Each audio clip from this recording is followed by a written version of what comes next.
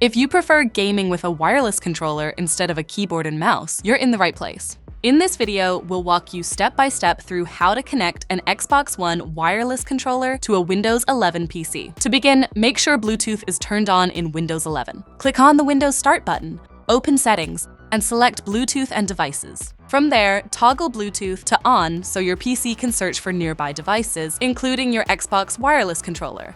Next, turn on your controller by pressing the Xbox button. If the controller has enough battery power, the button will light up, indicating it's ready to pair. Now, press and hold the small sync button located at the top of the controller until the Xbox button starts flashing. This flashing light means your controller is now in pairing mode and ready to connect. On your PC, return to the Bluetooth and Devices section and select Add Device. Choose everything else from the pairing options. Then select your Xbox controller from the list when it appears. Windows will automatically complete the pairing process. Once the connection is established, make sure the controller shows as successfully linked on your PC.